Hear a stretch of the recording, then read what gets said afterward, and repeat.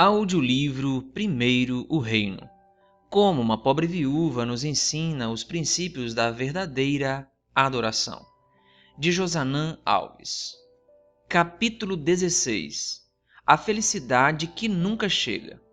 John Stott declara: o contentamento genuíno não é a autossuficiência, mas a cristossuficiência.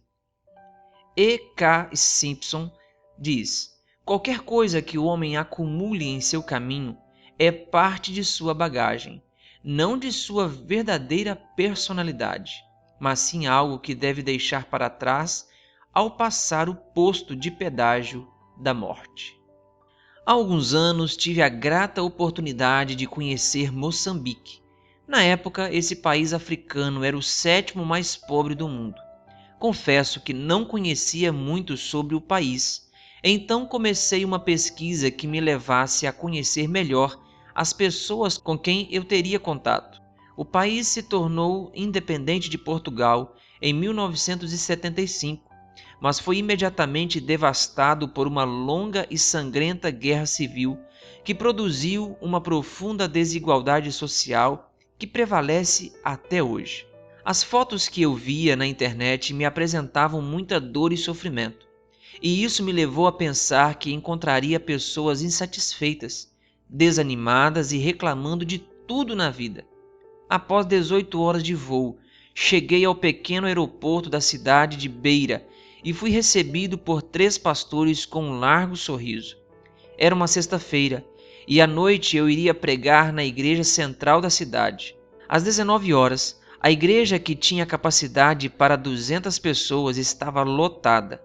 E aí começou a desconstrução do meu preconceito.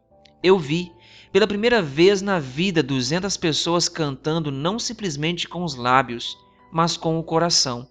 A música transmitia uma vida e uma alegria tão contagiante que eu me emocionei profundamente. Eu levei algumas flautas, revistas e brinquedos para as crianças. Tudo muito simples, mas é indescritível a alegria que vi nas crianças ao receberem alguma coisa. Elas recebiam, me abraçavam e saíam pulando e gritando. Certo dia eu estava distribuindo mantimentos para 80 famílias que haviam sido previamente cadastradas. Mas no momento da distribuição, dezenas de outras pessoas apareceram. Os alimentos já estavam separados com o nome de cada família, e eu tive a dura tarefa de avisar que nós iríamos entregar os mantimentos para aquelas que haviam sido cadastradas. Nesse momento, eu aprendi uma grande lição. As famílias que receberam os alimentos começaram a reparti-los com as que não haviam recebido. Pude também distribuir centenas de Bíblias. Por causa do preço, a Bíblia em Moçambique é um artigo de luxo para a maioria das pessoas. Foi através da distribuição das Bíblias que eu aprendi a maior lição da viagem. Quando eu entregava os mantimentos, as pessoas me abraçavam e agradeciam. Mas quando eu entregava Bíblias, muitas pessoas choravam. Eu não conseguia entender. Então perguntei a um amigo moçambicano que me acompanhava: eu não entendo por que as pessoas agradecem pela comida e choram pela Bíblia. Eu pensei que seria o contrário. Elas estão com fome. Então eu imaginei que ganhar a comida as faria chorar. E ele me respondeu: pastor, nós agradecemos a comida, mas logo ela vai acabar. No entanto, a Bíblia nos apresenta um lugar onde a fome terá fim. Por isso, receber uma Bíblia nos emociona. O desespero que eu esperava encontrar, não encontrei. Apesar de ter visto muita dor e fome, também vi muitos sorrisos, abraços e disposição de compartilhar e valorizar o pouco que se tem ou recebe. Se eu pudesse resumir o que aprendi em Moçambique em uma frase, seria: a felicidade fundamentada em coisas é passageira, mas a felicidade fundamentada em Deus é eterna. Eles nunca poderiam expressar a felicidade que eu vi se não aprendessem a tirar os olhos das coisas que possuíam ou não possuíam e se alegrar naquilo que é eterno. Esse é mais um dos ensinamentos que a vida da viúva nos oferece. Quando estamos satisfeitos com o que temos e o que não temos, conseguimos ser fiéis a Deus e honestos com os seres humanos. Viver feliz com o que tenho ou não tenho é o fundamento do último mandamento da lei de Deus. Não cobice a casa do seu próximo, não cobice a mulher do seu próximo, nem o seu servo, nem a sua serva, nem o seu boi, nem o seu jumento, nem coisa alguma que pertence ao seu próximo. Êxodo 20, versículo 17. O último mandamento trata de algo que acontece dentro de nós. É diferente do oitavo mandamento que diz, não furte. Êxodo 20, versículo 15. É significativo que não furtar e não cobiçar sejam mandamentos separados. Roubar é uma coisa visível, já cobiçar é um roubo invisível. Nós não podemos ser processados por cobiça, já que a cobiça não é um ato, mas uma atitude do coração. A cobiça está para o roubo, assim como o ódio está para o assassinato, e a luxúria para o adultério. Esse é o grande perigo da cobiça. Ela é uma doença invisível que traz diversos prejuízos para a vida cristã. A Bíblia afirma que cobiça é idolatria, Efésios 5, versículo 5. Leva à perdição, Provérbios 1, versículo 19. Traz aflição de espírito, Eclesiastes 6, versículo 9. E traz toda espécie de males, 1 Timóteo 6, versículo 10. Cobiça é uma palavra que praticamente não usamos no dia a dia, mas talvez seja um dos pecados mais comuns e o único que quase se transformou em virtude. Infelizmente, cobiçar tem se tornado um sinônimo demoníaco de conquistar. Deus nos estimula à conquista, não à cobiça. Com a moderna ascensão do marketing, somos estimulados constantemente a desejar o que ainda não temos. Há um tempo atrás, as compras eram feitas com base em necessidades. Hoje, elas são feitas com base em desejos. O escritor Andy Stanley descreve essa época com as seguintes palavras: imagine uma coisa dessa. Só substituíam os bens quando quebravam. Que coisa mais fora de moda. Hoje, não substituímos o que temos quando quebram. Fazemos isso quando lançam um modelo mais novo da mesma coisa que já possuímos. Nós atualizamos. O apóstolo Paulo pregava para uma sociedade dominada pela cobiça em todos os aspectos. Por isso, várias de suas cartas apresentam fortes admoestações aos cristãos para que enfrentem a cobiça. Em Hebreus 13, versículo 5, ele afirma que a vida de vocês seja isenta de avareza.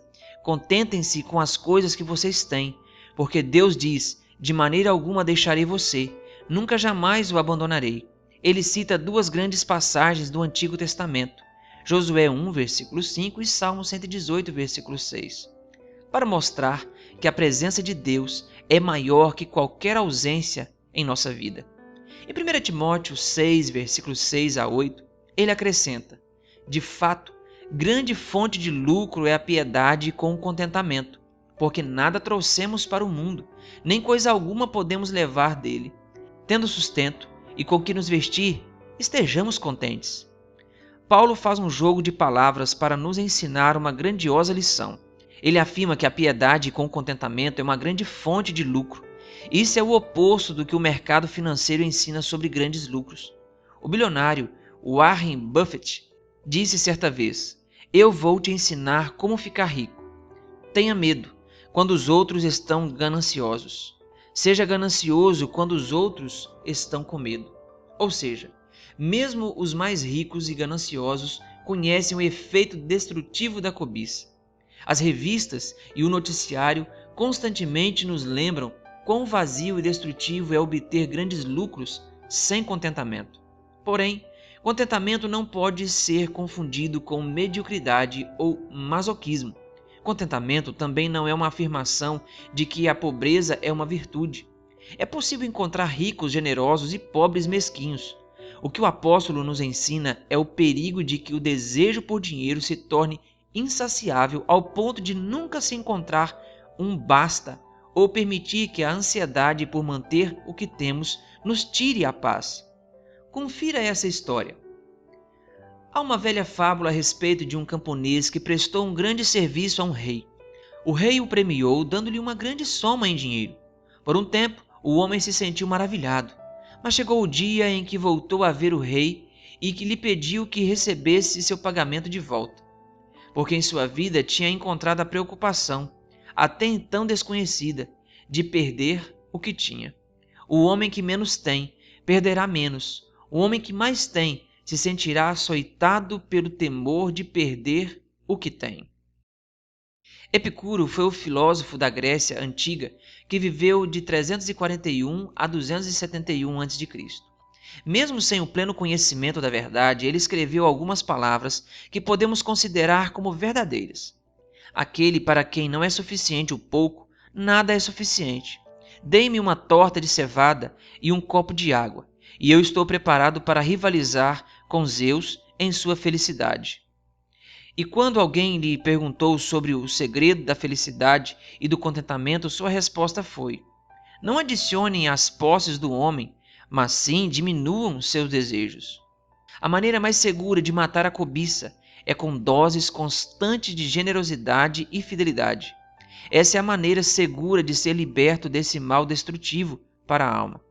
Paulo nos mandou ser generosos, não porque quisesse nosso dinheiro, mas porque não queria que nosso dinheiro nos possuísse. Ellen White, comentando sobre o poder destrutivo do egoísmo, declara: Cristo não permitirá que uma pessoa egoísta entre nas cortes celestes. Nenhum cobiçoso poderá passar pelos portais de pérola, pois toda cobiça é idolatria. Conselho sobre mordomia, página 26.